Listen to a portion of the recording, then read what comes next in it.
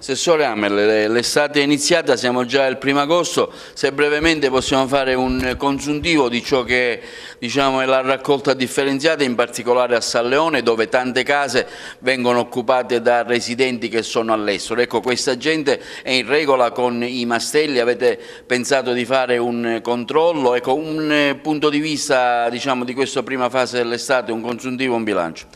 Certo, l'estate sta portando un appesantimento notevolissimo nella raccolta differenziata, soprattutto nelle zone balneari e a San Leone.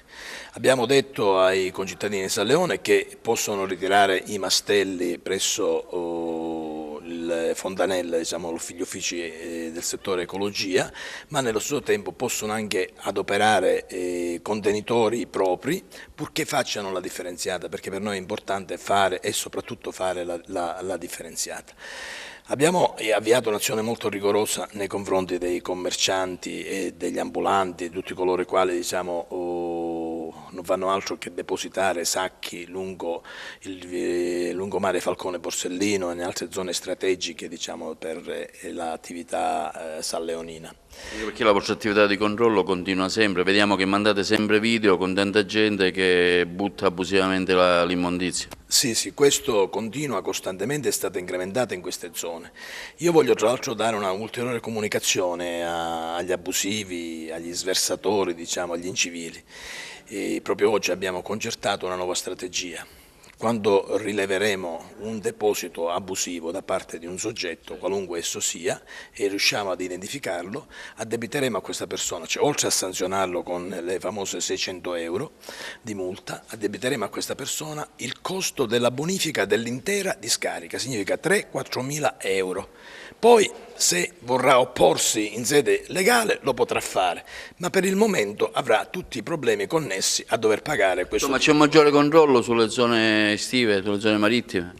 Sì, c'è un maggiore controllo, limitatamente a quelli che sono i mezzi, le risorse, le possibilità che abbiamo.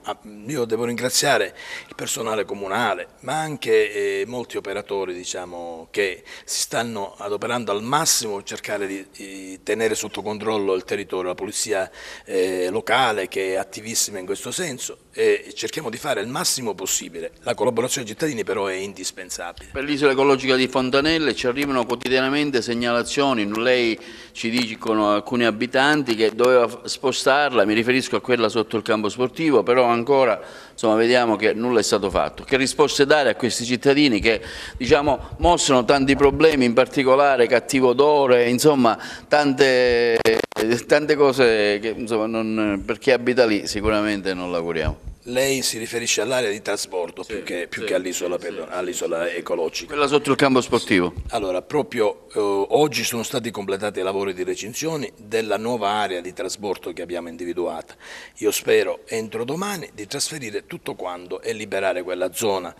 Capisco i fastidi che hanno avuto i residenti, i fastidi del rumore, i fastidi del transito dei camion e tutto il resto, e li ringrazio per la pazienza e la collaborazione che ci hanno dato. Purtroppo è una cosa indispensabile avere queste aree, perché consentono di organizzare il sistema della raccolta differenziata. Adesso ci trasferiamo in un'altra area nell'attesa di trovare una soluzione definitiva che non crei problemi di nessun tipo. Nelle spiagge avete pensato di mettere dei cestelli per fare la differenziata? Abbiamo visto ieri il deputato Mangiacavallo che è andato in spiaggia nelle ore pomeridiane e era tutto pieno di sporcizia. Ecco, colgo l'occasione di questo evento, voi per le spiagge state pensando di ovviare in qualche modo?